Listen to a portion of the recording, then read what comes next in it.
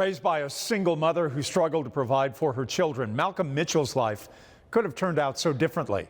His skill on the football field would allow him to avoid a harsher, more dangerous fate lived by so many kids in his hometown. While in college, injuries and something far more insidious almost derailed his football ascension. Determined to do something about it, his journey of self-improvement would lead him to not only transcend his own life, but eventually help hundreds of thousands of children across the country with reading and literacy. Oh, and also earn a Super Bowl ring along the way. When I was growing up, I thought very little about the future. So many challenges in under-resourced environments are paramount that you kind of focus on your day-to-day tasks, food, water, shelter. But the idea that you could plan for the future or try to be a part of something that enhances someone's life, in terms of educating and encouraging to read, no, those aren't the type of things you think about when you're from where I'm from. Malcolm Mitchell's remarkable journey has been an extraordinary evolution of thought, action, and purpose. Mired in South Georgia generational poverty, raised in a Habitat for Humanity home by a single mother, the former University of Georgia football star and Patriots Super Bowl champion has risen repeatedly against all the societal odds. For the majority of my life, I only believed that you received what you earned. My mother taught me that. I also realized that there are some things that you can have, there are some things that you can't have.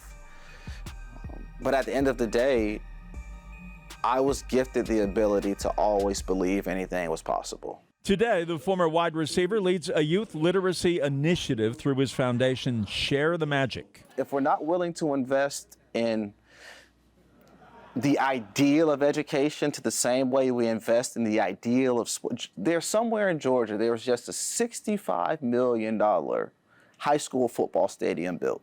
That's right. Can you tell me the last time you read an article where there's a $65 million library built to change literacy outcomes? You won't find it. And that's what I'm saying is the issue. He is a motivational speaker, author, and advocate for children, traveling the country as a sort of Pied Piper of reading. What do you think, as people are watching this interview, to share with them what do you think the greatest need is and how it can change? You have to completely alter where education and literacy falls on the totem pole in society. You have to change the cultural ideal of what it means to be literate. Can that be done? It can be done. Here's the thing I always say when we talk about why kids want to be football players, right? These are true stories. When I was in high school, the valedictorian wasn't on the front page of the newspaper. The person who had the highest GPA in our graduating class was not recognized to the same degree that I was recognized as a star football player. When I got to college, there were certain courses that I was not doing well in. And the professor at the end of the class wanted to take a photo and asked me to sign some autographs for him. But the student who was doing well and who I know was doing well got ignored and wasn't acknowledged. So you put football or athletics on a pedestal and you wonder why everything else gets neglected. What I want to come in and say is, no. The genesis for all of his current work, football. Recruited to play at UGA for Mark Richt from Valdosta, he possessed the athletic skill, but academics were another issue. Once in Athens, a horrible realization his reading skills were poor. Everything in his ascendancy was at risk. When a professor assigned Edgar Allan Poe's The Telltale Heart, troubled indeed. Where to? In Athens, Barnes & Noble was the answer. Divine intervention. I walked into a bookstore one day, lost and confused, not knowing which section to go to find a book I wanted to read. To my left, there was a woman who had about 5 books in her hand and she was looking for more. And I thought to myself, if anybody can help me find a book, it must be this person who's juggling 10 of them. I start walking towards her and I actually walk right by her, thinking to myself, this isn't going to go well. She was an older woman, a different complexion, different generation. I had on probably sweatpants and a dry fit shirt. Everything in society told me I wasn't allowed to walk up to that woman and strike up a conversation and not be a negative outcome. But man, I just desperately wanted to be a better reader because I knew deep down in my soul that there was no other powerful tool that could do what I thought needed to be done in my life at that time. So I double back. I ask her a question. She's excited to share. She tells me about her book club, and I think to myself, if I want to be a better reader, I need to hang around readers. And I asked to join her book club. And she hesitated, told me she had to talk to some people. I gave her my name, gave her my email. That same day, she emails me back and says, we'd love for you to join. And for 2.5 years, every second Tuesday of the month, I went to Silverleaf Book Club and I read those books. They would never let me have the wine, but they would always do simple things such as send me texts before football games. After football games, bring cinnamon rolls.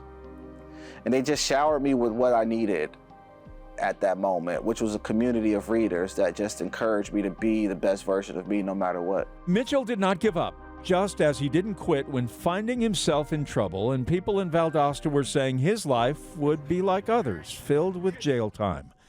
There were other reading issues too, trying to keep up with television closed captions or reading the difference between applesauce and apple slices in the grocery store. He had to read better. If you go into any school and you ask a kid, what's a better outcome? Being a professional athlete or being a proficient reader? Well, it's almost a redundant question. Yeah. And I'm saying, well, that's the problem. Moving that is like moving a glacier. No, it's hard because reading and education is not immediate gratification unless we devise strategies to position it as such. Seeing an interview with rapper 50 Cent also motivated Mitchell toward reading literacy, noting success with finances demand reading ability. But the clock was ticking. His football career would be brief due to injury, but the Mitchell legacy will live forever in Super Bowl lore. A rookie, unsure if he will play in Super Bowl 51 versus Atlanta, playing poorly the week prior. Quarterback Tom Brady offered support in January of 2017. And as we get ready to fly down to Houston the week before the game, Tom comes up to me with a note card. And he says, Malcolm, I want you to read this card every time you feel an ounce of negativity. And on the card it said, my name is Malcolm Mitchell. I catch every pass. I run every route. I can't be stopped. I'm the best. This is before words of affirmation was a thing that was popularized on social media. And Tom hands me this card. I read it about 10,000 times from the time he handed it to me to the time we landed in Houston, and everything changes. That week, I have the best practices of my life and get an opportunity to play in what will go down as one of the greatest Super Bowls of all time. Mitchell caught 6 passes, 5 in the fourth quarter, including a touchdown. The 28-3 Patriots deficit erased in one of the most famous comebacks in American sports history. New England has another Lombardi trophy. You ever saw that Charlie Brown scene where it's raining, pulls out an umbrella, and then lightning strikes the umbrella? That's what it felt like at some point throughout that game. But like you have these choices in life, right? You can be in a pretty bad situation, right? You can get knocked down and you can stay down, and everyone would understand. But you can get knocked down, and you can get back up, and you can get knocked back down again, and you can get back up, and you can get knocked down again, and you can keep getting back up. In our perspective that day, I know for a fact, because of the team culture that was established, you may beat us, but we're not just going to lay down and take it. His move into the domain of children's literature with the release of 2 books has also been a rousing success. The Magician's Hat instills the value of reading. The decision to write was obvious and has been immensely satisfying. The book has triggered the spark of literacy among so many young people across America. How many more books do you think there are in you today? Do you think there are more than a half a dozen in the next few years? Yeah, I could probably write a picture book, 3 or 4 picture books every 3 months. I think there are some other larger texts that I want to spend some time on, moving to the young adult or middle grade area. Maybe do like a memoir, because I truly have yet to communicate the intersection of football and literacy to the degree in which it's had an impact on my life. Most times I'm asked to speak about literacy, or I'm asked to speak about football. But there's a combination of both of those things coming together that I think produced an outcome that I never expected. It is hard to believe Mitchell is only in his early 30s, holding a UGA degree in communications. An incredible, eventful life of meaning and accomplishment, and there is so much more ahead. I will do whatever is necessary for me to reach my maximum potential. You're a young man right now. How does this take on a different lilt in the decades ahead?